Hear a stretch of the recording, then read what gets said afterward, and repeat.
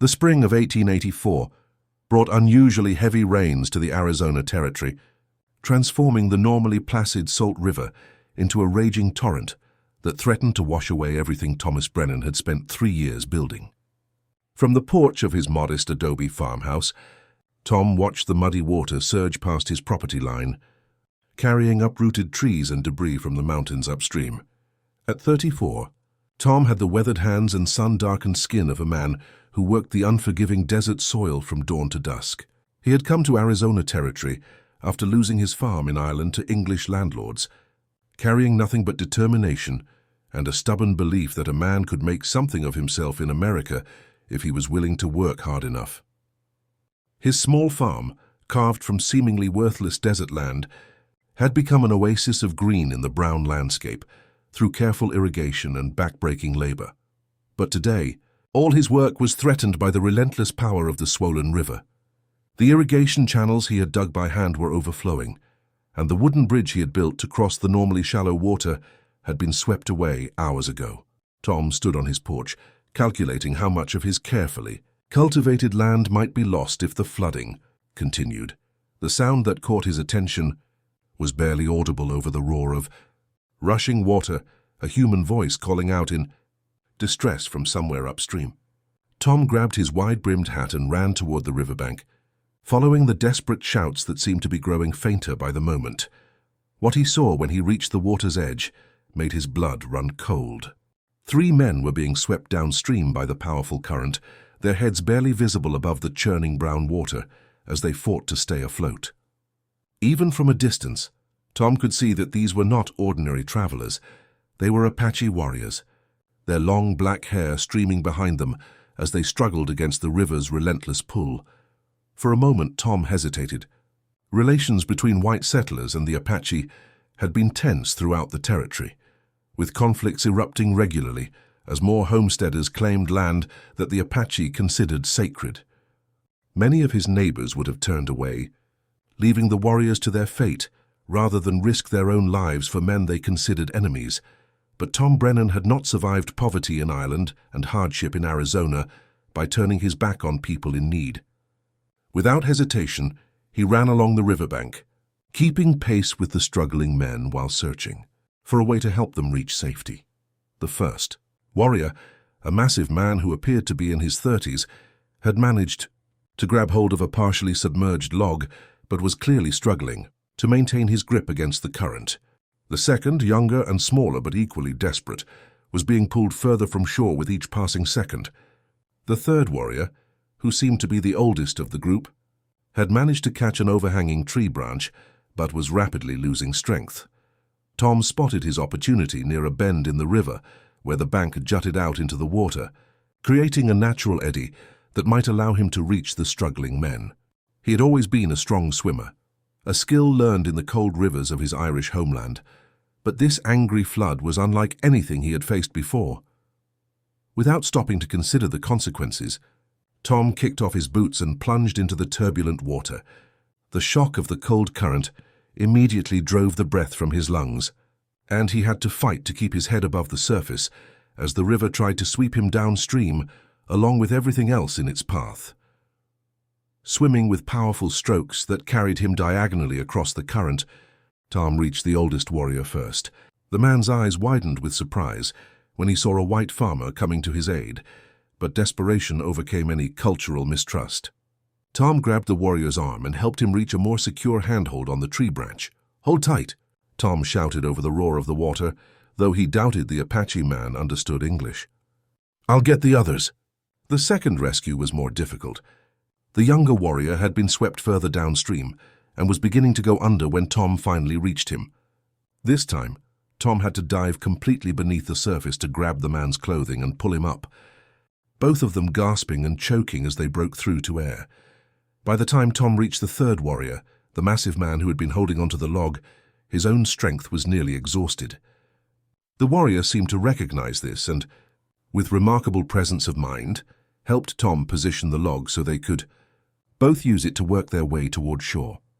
It took nearly an hour of careful maneuvering through the treacherous current before all 4 men finally collapsed on the muddy riverbank, Coughing up water and gasping for breath, Tom lay on his back, staring up at the cloudy sky while his chest heaved with exhaustion, dimly aware that he had just risked his life to save 3 Apache warriors who, under different circumstances, might have been considered his enemies. When he finally sat up, he found the 3 warriors watching him, with expressions that mixed gratitude, curiosity, and something that might have been respect. The oldest warrior, despite his own exhaustion, managed to struggle to his feet and approach Tom with dignified steps. The man was clearly a leader. His bearing and the deference shown by the other 2 made that obvious even to Tom's inexperienced eyes. He was perhaps 45 years old, with graying hair braided with feathers and beads, and scars that spoke of many battles. When he spoke, his voice was deep and measured, though Tom could not understand the Apache words. Seeing Tom's confusion, the warrior switched to heavily accented English. "You save us, Apache warriors in debt to white farmer. This is unusual thing." Tom struggled to his feet, water still dripping from his clothes. "Any man would have done the same," he said simply. "The river doesn't care about the color of a man's skin when it's trying to drown him." The warrior studied Tom's face intently, as if searching for deception or hidden motives. Finding none, he placed his hand over his heart and spoke in formal tones. "I am Nalnish, war leader of the Chiricahua. These are my warriors Goyakla and Mangus. We will not forget what you have done this day." Tom nodded respectfully. "Thomas Brennan. My friends call me Tom. You're welcome to dry off by my fire and get some food in you before you head back to your people." The offer clearly surprised Nalnish, who exchanged glances with his companions before responding. "You invite Apache warriors to your home. I invite 3 men who nearly drowned to warm themselves and recover their strength," Tom replied. "What else would I do?" As the 4 men made their way toward Tom's farmhouse, none of them could have predicted that this act of simple human decency would set in motion events that would transform not only their own lives, but the relationship between their peoples in ways that would echo through generations. The river that had nearly claimed their lives had instead brought them together, creating bonds that would prove stronger than the cultural barriers that had kept their worlds apart. Tom's modest farmhouse had never hosted such distinguished visitors.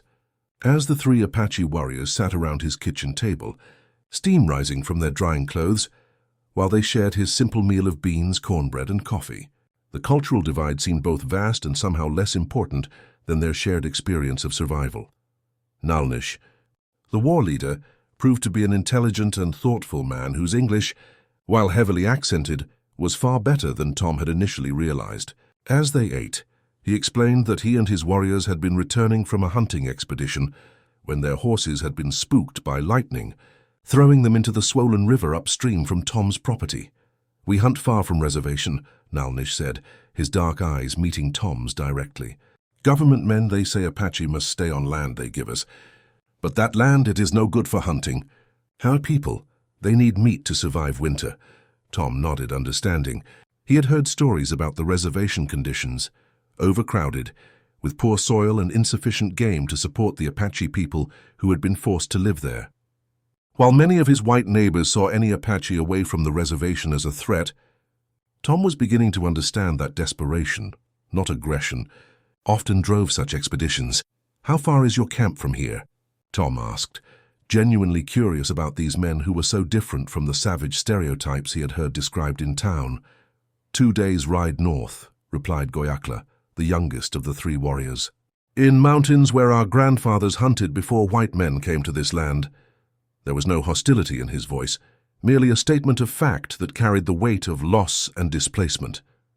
Tom found himself thinking about his own displacement from Ireland, though he recognized that his situation had been voluntary, while theirs was enforced.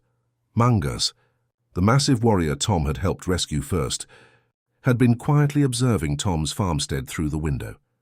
"You make good land here," he said in careful English. "Water flows where you want it to flow. Plants grow where you tell them to grow. This is good medicine." Tom looked around his modest home with new eyes, seeing it through the perspective of people whose traditional way of life was being systematically destroyed. "I learned about irrigation from a Mexican family who used to farm this area," he admitted. "They taught me how to read the land, how to work with the desert instead of fighting against it. Wise teaching," Nalnish observed. "Apache people also know this." Desert gives much to those who understand its ways, but it kills those who try to force it to be something it is not. As evening fell and the storm outside continued to rage, Tom found himself in the unusual position of hosting 3 Apache warriors overnight. Any of his neighbors would have been scandalized, or worse, they might have assumed he was collaborating with the enemy. But sitting around his fireplace, listening to Nalnish tell stories of Apache traditions and sharing his own tales of Ireland and his journey to America, Tom realized that these men were not the monsters he had been led to expect. They were fathers and sons, brothers and friends, people with the same basic needs and desires as anyone else. Nalnish spoke with obvious love about his daughter, a young woman who had inherited her mother's skill with traditional crafts. Goyakla described his elderly grandmother, whose stories kept their oral history alive for the younger generation. Mangas showed Tom a small carved wooden horse he was making for his nephew, his massive hands surprisingly gentle as he worked the intricate details. "You have family, Tom Brennan?" Nalnish asked as they prepared to settle in for the night. Tom shook his head. "Lost my parents to fever in Ireland. Had a brother, but he died on the ship coming to America. Haven't found anyone willing to share this hard life with me since I arrived in Arizona. Loneliness is a heavy burden," Nalnish said quietly. "Man needs people around him. Family, friends, community. Without these things, even strong man becomes weak." As Tom provided blankets and made sleeping arrangements for his unexpected guests, he reflected on the war leader's words. He had been focused for so long on building his farm and establishing his independence that he had indeed become isolated from meaningful human connections. His neighbors were polite but distant, viewing his Irish heritage with suspicion almost as great as they reserved for Native Americans. That night, lying in his own bed while 3 Apache warriors slept peacefully in his main room, Tom marveled at the strange turn his life had taken. 24 hours ago, these men would have been strangers to him, possibly enemies, according to the prevailing wisdom of the territory. Now they were guests in his home, men he had risked his life to save, and who had shared their stories and their gratitude around his table. The storm outside continued to rage, but inside Tom's farmhouse, a different kind of weather was brewing. The first stirrings of understanding and respect between 2 worlds that had been kept apart by fear, prejudice, and misunderstanding. When morning came, Tom knew that his life would never be quite the same. He had glimpsed something beyond the narrow confines of his solitary existence, a possibility for connection and friendship that transcended the artificial boundaries his society had constructed. What he did not yet know was that his act of courage and compassion had been witnessed by forces beyond his immediate understanding, and that the consequences of his choice to save 3 drowning men would ripple outward in ways that would transform not just his own future, but the relationship between 2 peoples who had been taught to see each other as enemies. Dawn broke clear and bright over the Arizona desert, the violent storm of the previous day giving way to the kind of pristine morning that made Tom understand why he had fallen in love with this harsh but beautiful land.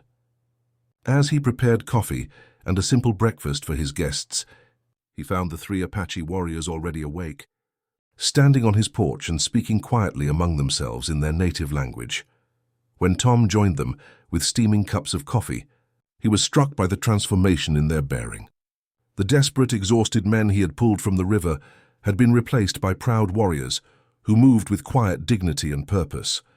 It was clear that they were preparing to leave, but something in their manner suggested that their departure would not be a simple farewell.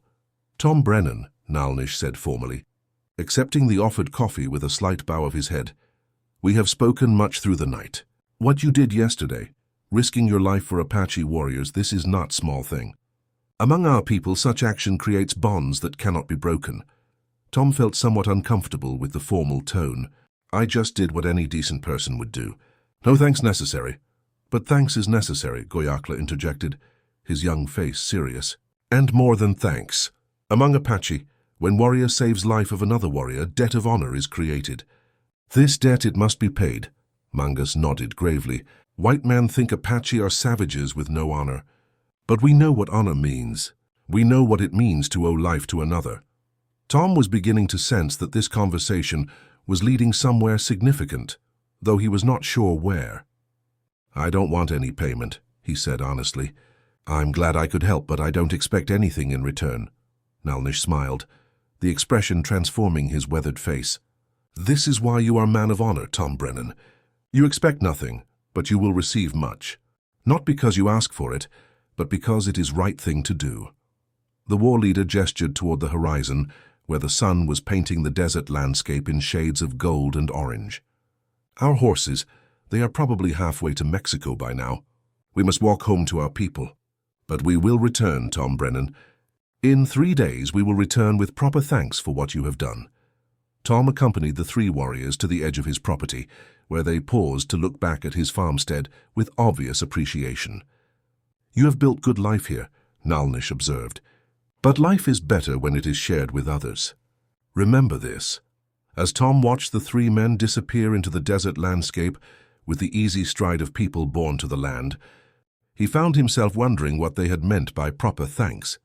In his experience, gratitude was usually expressed with words, perhaps a handshake, and then people moved on with their lives.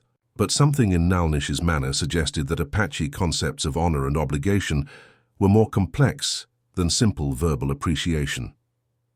The next 3 days passed slowly for Tom, who found himself frequently scanning the horizon and wondering if the warriors would actually return as promised. He went about his usual routines, tending his crops, repairing storm damage, checking his irrigation channels, but his mind kept returning to the conversations around his fireplace and the unexpected glimpse into Apache culture and values. On the morning of the 3rd day, Tom was working in his vegetable garden when he spotted a dust cloud on the northern horizon.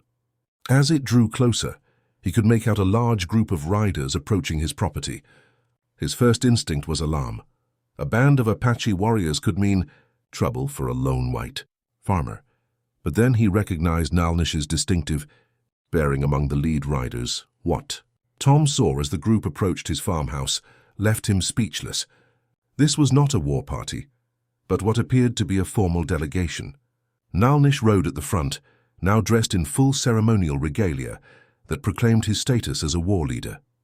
Behind him came perhaps 20 other Apache men, women, and children, along with a small herd of horses and what appeared to be traveling supplies.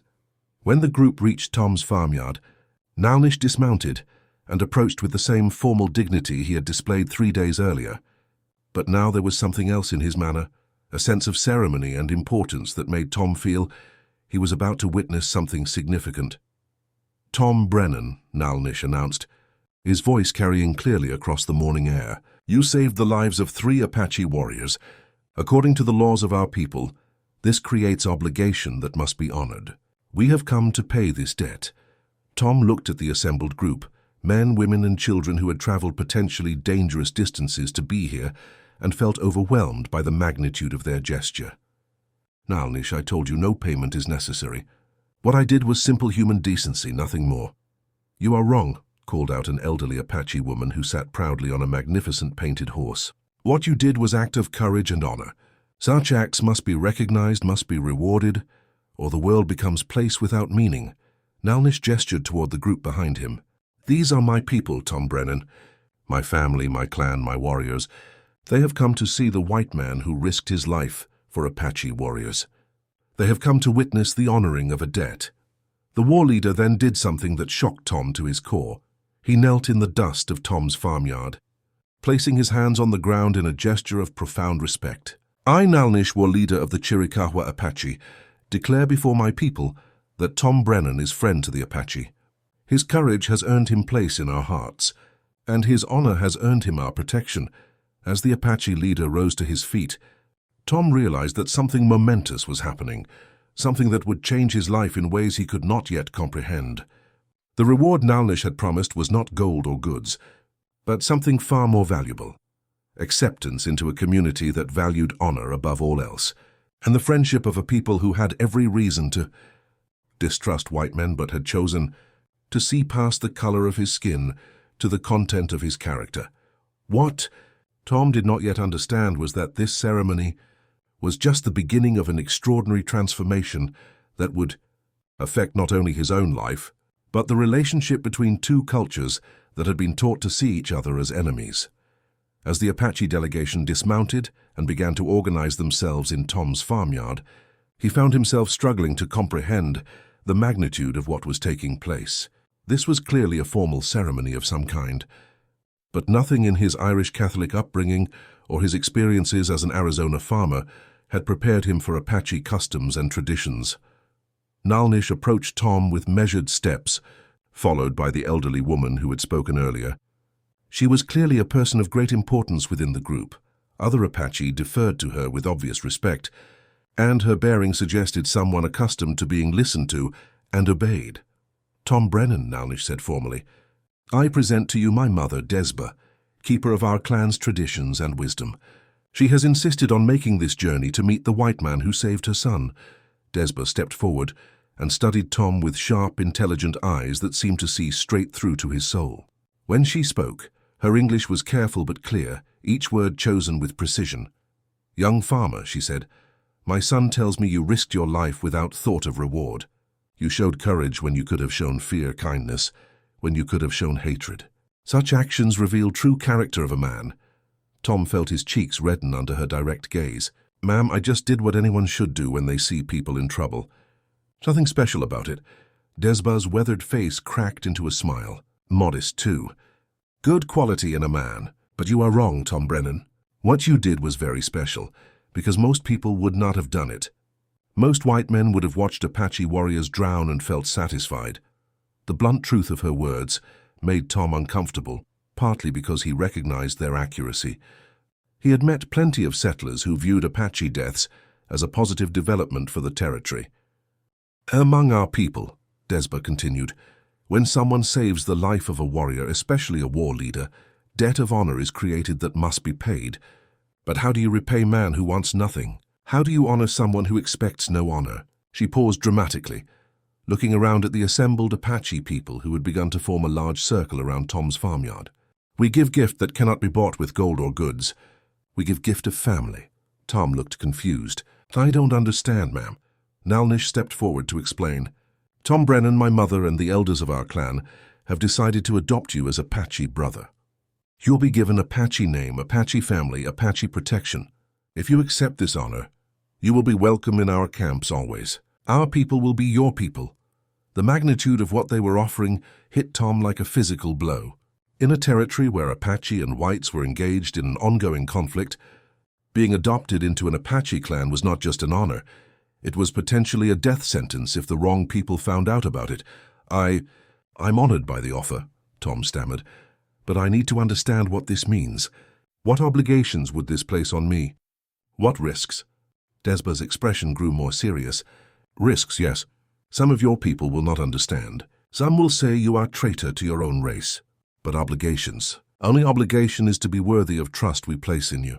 To remember that Apache blood runs in your veins now, even if it is spiritual blood rather than blood of birth." Goyakla, the youngest of the warriors Tom had saved, stepped forward with a bundle wrapped in deer hide. "We have brought gifts to mark adoption ceremony," he announced. "Clothing made by our women, weapons made by our men, horse selected for strength and spirit." As the bundle was unwrapped, Tom saw the most beautiful clothing he had ever encountered. Buckskin shirts decorated with intricate beadwork, leggings that were clearly crafted with extraordinary skill, and moccasins so perfectly made they looked like works of art. The weapons were equally impressive. A bow carved from desert ironwood, arrows fletched with eagle feathers, and a knife with a handle wrapped in silver wire. "And this," Mungus said, leading forward a magnificent black horse with white markings on its legs and face, "is Hastian, the man in our language.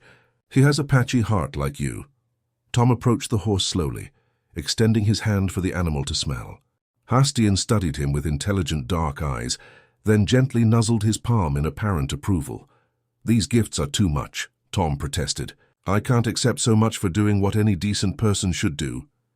"You think like white man," Desba said with gentle reproach. "White men think in terms of payment, of equal exchange. Apache think in terms of honor, of relationships, of bonds that last forever. We do not give these gifts to pay debt. We give them to welcome new family member." As the ceremony continued with songs and speeches in Apache that Tom could not understand but somehow felt in his heart, He began to grasp the profound nature of what was happening. These people were not just thanking him for saving their warriors, they were fundamentally altering their relationship with him, making him part of their extended family and accepting responsibility for his welfare, just as they expected him to care about theirs. When Nalnish finally asked for his answer, Tom looked around at the faces watching him expectantly. He saw hope, respect, and genuine affection in their expressions. These people had traveled dangerous distances to honor him, had offered him something they had never given to any white man before.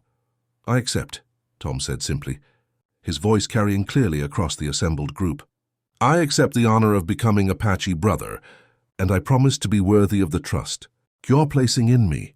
The cheer that arose from the Apache delegation was unlike anything Tom had ever heard, a ululating cry of joy and acceptance that seemed to echo across the desert landscape.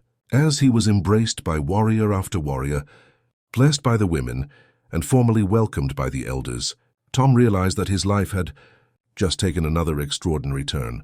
The lonely Irish farmer who had struggled to find his place in Arizona territory had just become part of a family that would claim him as their own, protect him as their brother, and love him as their blood.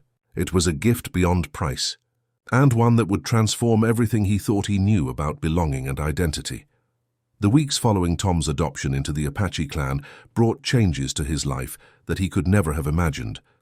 True to their word, his new Apache family began visiting his farm regularly, and each visit brought new lessons in their ways and deeper understanding of their culture.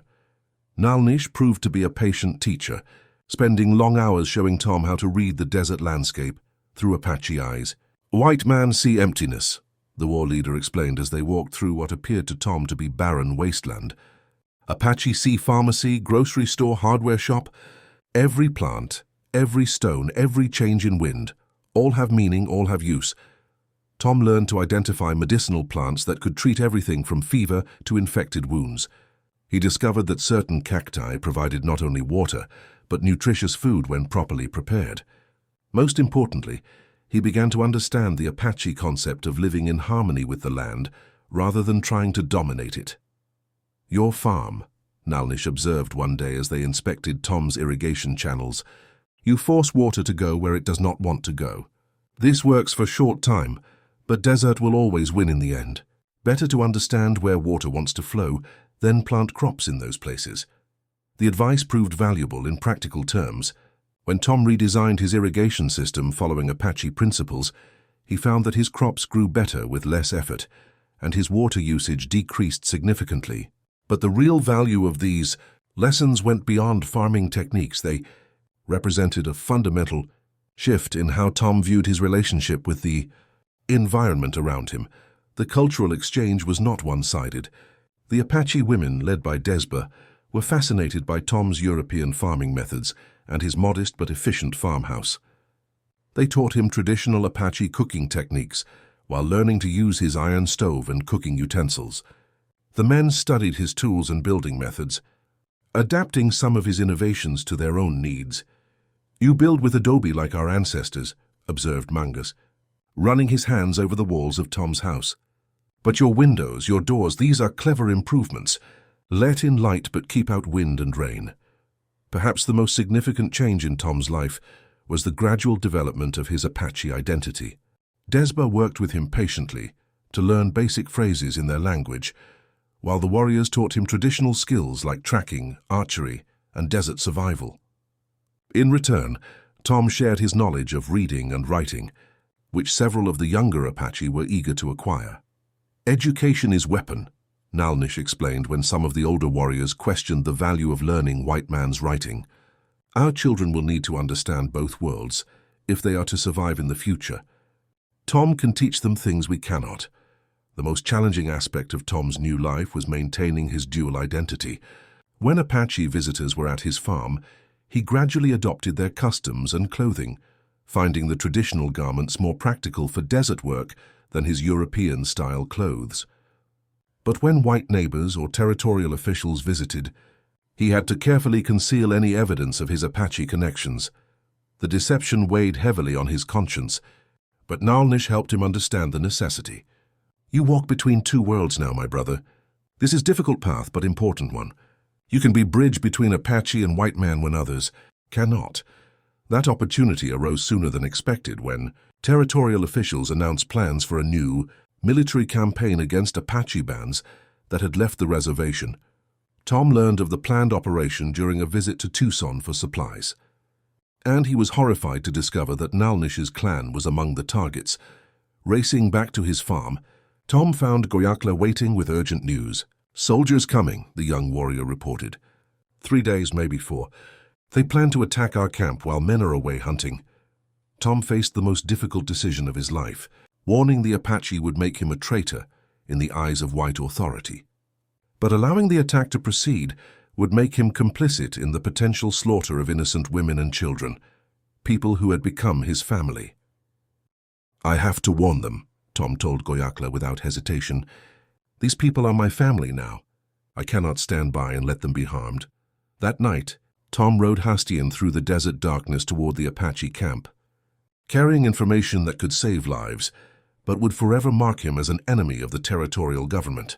As he navigated the familiar trails that Nalnish had taught him to follow, he reflected on how completely his life had changed since that day he had pulled 3 drowning warriors from the swollen river. The lonely farmer, who had wanted nothing more than to tend his crops in peace, had become a man caught between 2 worlds, with loyalties that transcended the artificial boundaries his society had constructed.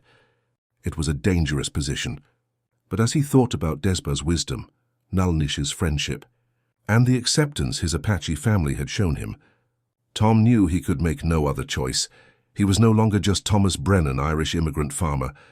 He was also Hojo Hastien, the peaceful man, the Apache name Desba had given him during his adoption ceremony. And Hojo Hastien would protect his family, whatever the cost. The desert stretched endlessly ahead, lit by stars that had guided Apache travelers for countless generations. As Tom urged Hastien to greater speed, he realized that he was about to discover just how much his new identity was worth, and whether the bonds forged in gratitude and honor could survive the ultimate test of divided loyalties. Tom reached the Apache camp just before dawn, after riding through the night across terrain that would have been impossible to navigate without the skills Nalnish and his warriors had taught him. The settlement was nestled in a protected canyon, invisible from any main trail, and positioned to provide excellent defensive advantages, qualities that would not help against a well-planned military assault. Nalnish emerged from his wickiup as Tom dismounted from Hastien, the war leader's expression immediately alerting to the urgency written across Tom's face. Round the camp, other Apache were beginning to stir, preparing for another day of the careful balance between traditional life and the harsh realities of confinement to reservation boundaries. "Hozu Hastien," Nalnish said, using Tom's Apache name, "you ride through darkness with news that cannot wait for sunrise. What brings you to us?" Tom quickly explained what he had learned in Tucson, the planned military operation, the timeline, and the specific targeting of this camp while the hunters were away. As he spoke, Nalnish's expression grew grim, and other Apache gathered around to hear the devastating news.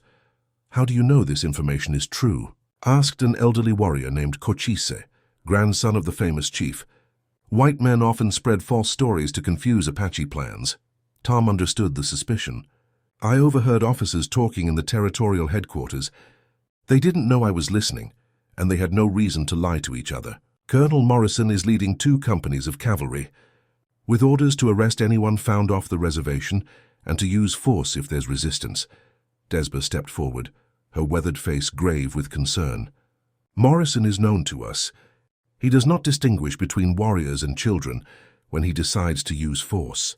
If he comes here while our hunters are away, the implication hung heavy in the morning air.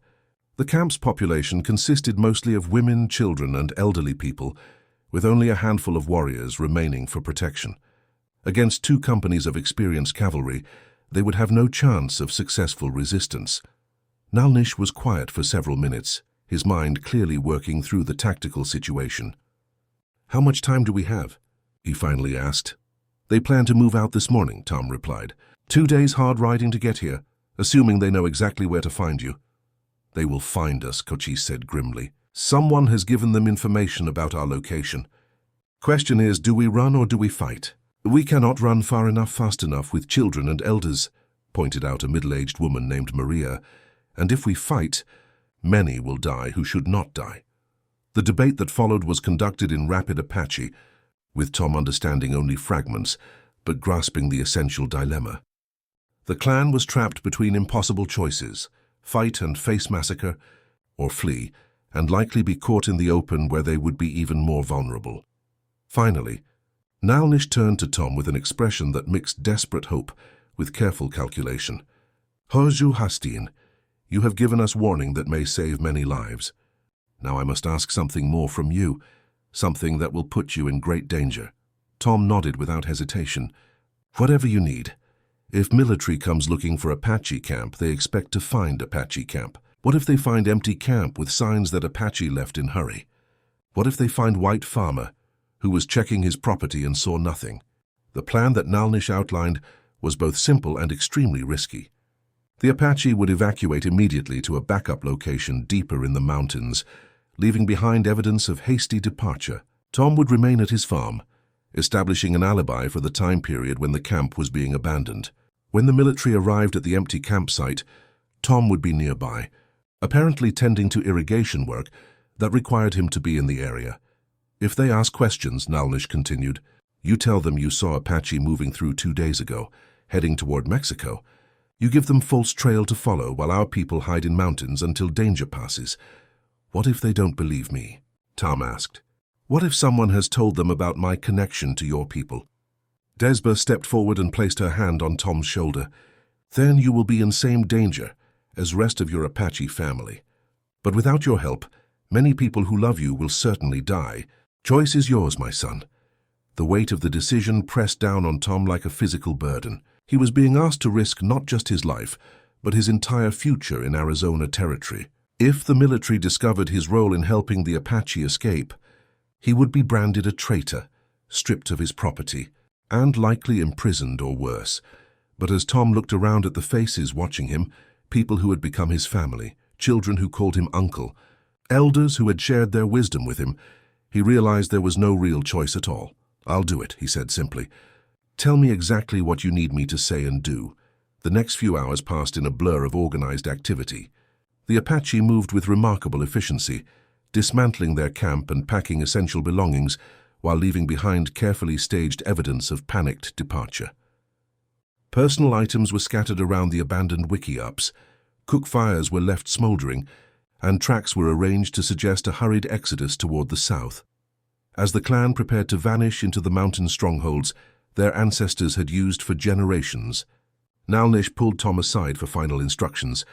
Remember, you are Irish farmer who minds his own business. You saw Apache party moving through your area 2 days ago, but you stayed hidden because you feared trouble. When soldiers ask for details, you give them enough truth to be believable, but not enough to help them find our real trail. Desba approached them, carrying something wrapped in soft leather. For you, my son, she said, pressing the bundle into Tom's hands. In case this is last time we see you as free man. Inside the wrapping was a beautiful silver bracelet, worked with traditional Apache designs and set with turquoise stones. It was clearly a piece of great value, both monetarily and spiritually. I cannot accept this, Tom protested. It's too valuable, too important to your family. You are our family, Desba replied firmly. And family protects family, whatever the cost. This bracelet belonged to my grandmother, and her grandmother before that. Now it belongs to you, to remind you always that you have people who love you, no matter what happens. As Tom slipped the bracelet under his shirt sleeve, hidden from casual view but close to his heart, he felt the full weight of the trust these people had placed in him. He was no longer just helping friends. He was protecting his own blood, spiritual if not biological. The evacuation was completed by mid-morning, with the Apache melting into the landscape so completely that within an hour, no trace remained of their passage except the deliberately misleading signs they had left behind. Tom spent the remainder of the day establishing his alibi, working on irrigation repairs that would justify his presence in the area and creating visible evidence of his normal farming activities. On the second day, as Tom worked in his fields with one eye constantly on the horizon, he spotted the dust cloud that announced the arrival of Colonel Morrison's cavalry. 2 companies of well-armed soldiers, just as Tom had been warned, riding with the confidence of men who expected to find easy targets for their superior firepower. Tom continued his work until the soldiers were almost at his property line, then looked up with carefully practiced surprise at their approach. Colonel Morrison was exactly what Tom had expected, a career military man with the bearing of someone accustomed to being obeyed without question. "You there, farmer?" Morrison called out as he rode up. "I'm Colonel Morrison, Territorial Command. I need to ask you some questions." Tom straightened up slowly, wiping his hands on his pants and adopting the cautious demeanor of a man uncomfortable around military authority. "Yes, sir." "Tom Brennan, what can I do for you?" "We're tracking a band of Apache who've left the reservation illegally. Intelligence suggests they might be camped somewhere in this area. Have you seen any sign of Indian activity?" Tom nodded slowly as if considering his words carefully. "Well, sir, I did see something a couple days back. Group of Indians moving through, maybe 20 or 30 of them, with horses and pack animals. Kept my head down and stayed out of sight. Didn't want any trouble." Morrison leaned forward in his saddle, clearly interested. "Which direction were they heading?" "South, toward the border," Tom replied, pointing in the direction opposite to where the Apache had actually gone. "Looked like they were in a hurry, traveling fast and not stopping to rest much." "Did you see which canyon they camped in?" Tom shook his head. "No, sir. Soon as I spotted them, I got back to my house and stayed there until I was sure they were long gone. But I heard them moving through in the night. Sounded like they were heading toward that pass that leads down into Mexico." Morrison studied Tom's face intently, and for a moment, Tom wondered if his deception was convincing enough. Then the colonel nodded and turned to his lieutenant. "Sounds like they're making for the border. If we push hard, we might catch them before they cross." As the cavalry prepared to ride south on their futile chase, Morrison turned back to Tom with a warning. "If you see any more Indian activity in this area, you report it immediately to the territorial office in Tucson. These Apache are dangerous, and civilians who try to handle situations themselves often end up dead." "Yes, sir," Tom replied respectfully. "I'll be sure to report anything suspicious." Tom watched the dust cloud disappear toward the south, knowing that by the time the soldiers realized they were following a false trail, Nalnish and his people would be safely hidden in mountain strongholds where no cavalry could follow. The plan had worked perfectly, but Tom understood that this was only the beginning of the challenges he would face as a man caught between 2 worlds. As evening fell and Tom finally allowed himself to relax, he touched the hidden bracelet under his sleeve and thought about the extraordinary journey that had brought him to this moment. 3 months ago he had been a lonely farmer, with no family and few friends. Now he was a man with Apache blood in his veins and the sacred responsibility of protecting people who had trusted him with their lives. The test of loyalty had been passed, but Tom knew that greater challenges lay ahead. His double life was becoming increasingly difficult to maintain, and sooner or later, he would have to choose between the world he had been born into and the family he had chosen to join. For now, though his Apache family was safe and that was enough,